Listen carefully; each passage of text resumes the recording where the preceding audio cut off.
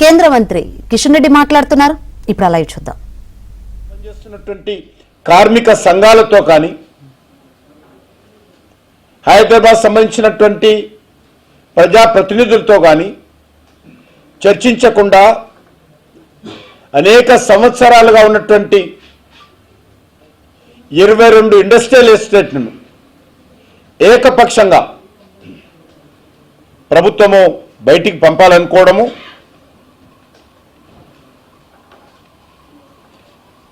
చాలా దుందుడుకు విధానం అని ఈ సందర్భంగా మనవిస్తున్నాను. ఏదైనా ఇలాంటి పాలసీ తీసుకొచ్చే ముందు ఎక్స్పర్ట్స్ కమిటీతో అధ్యయనం చేయాల్సి ఉంటుంది. మన దురదృష్టం ఏందో కానీ తెలంగాణ వచ్చినప్పుడు 10 సంవత్సరాలు ఒక ఎక్స్పర్ట్ ఉండే ముఖ్యమంత్రి గారు. ఆయన అన్ని రకాలుగా నేనే తెలంగాణలో ఏకైక మేధావిని అనే విధంగా కేసీఆర్ వివరణ చేశాడు. ఏ రకంగా కాళేశ్వరం ప్రాజెక్టు ఈరోజు గుదిబెండగా తయారైందో మనం చూస్తూ ఉన్నాం. మళ్ళీ ఈరోజు తెలంగాణలో మరొక మేధావి రేవంత్ రెడ్డి వచ్చారు. ఈరోజు రేవంత్ రెడ్డి ఏమంటాడు, ఈరోజు కేసీఆర్ ఒక్కడే కాదు మేధావి, తెలంగాణకు నేను కూడా మేధావిని అనే విధంగా ఈరోజు ఆయన కూడా నిర్ణయాలు తీసుకుంటున్న విషయాన్ని మనం చూస్తూ ఉన్నాము.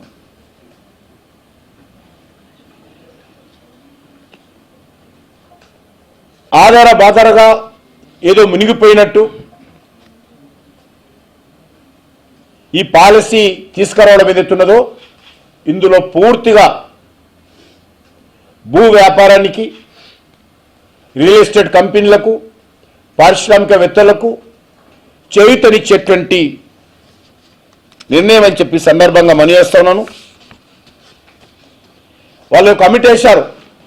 ఆ కమిటీ సెక్రటరియట్లో కూర్చొని నివేదిక ఇచ్చింది.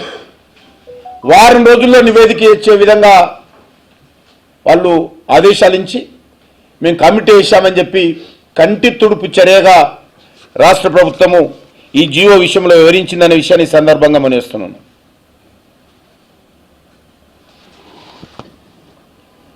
ఈ భూములు ఎక్కడున్నాయో,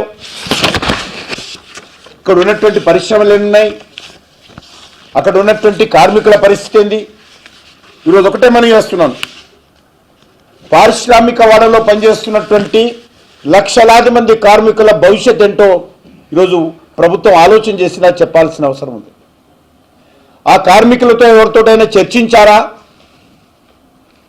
వాళ్ళ బ్రతికేం కావాలి, వాళ్ళ భవిష్యత్ ఏం కావాలి, పరిశ్రమలు షిఫ్ట్ చేయడం వల్ల కార్మికుల జీవితాలలో ఏ రకంగా అంధకారం అవుతుందో మరి ముఖ్యమంత్రి ఒక్కరోజు ఆయన ఆలోచన చేశాడు అడుగుతా ఉన్నాను. ఈరోజు ఈ పరిశ్రమల్లో అనేక సంవత్సరాలుగా పనిచేస్తూ ఉన్నారు. క్లాస్ 4 ఎంప్లాయీస్ కానీ,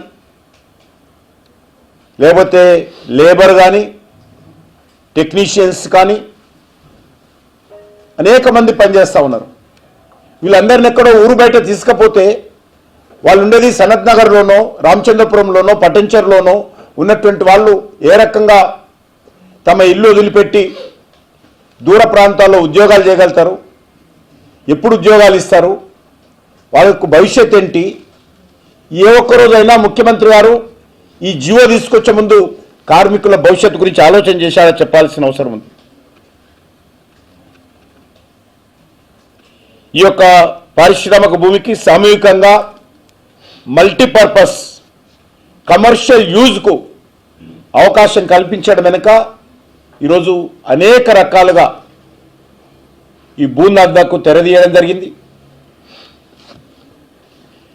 అంతేకాదు ఇదే ఓఆర్ఆర్ వెనుక సైడ్, ఓఆర్ఆర్ లోపలనే ఉన్నటువంటి అనేక మంది రైతులు మాది అగ్రికల్చర్ ల్యాండ్ ఉంది, దీన్ని కమర్షియల్గా కానీ రెసిడెన్షియల్గా కానీ కన్వర్ట్ చేయనని చెప్పి రైతులు అనేక సంవత్సరాలుగా గతంలో బీఆర్ఎస్ ప్రభుత్వం ఉన్నప్పుడు కానీ, కాంగ్రెస్ పార్టీ ప్రభుత్వం వచ్చిన తర్వాత కానీ లక్షలాది మంది దరఖాస్తులు చేసుకుంటే ఇంతవరకు రైతులకు సంబంధించినటువంటి ఒక్క ఫైల్ కూడా క్లియర్ చేయలేదు.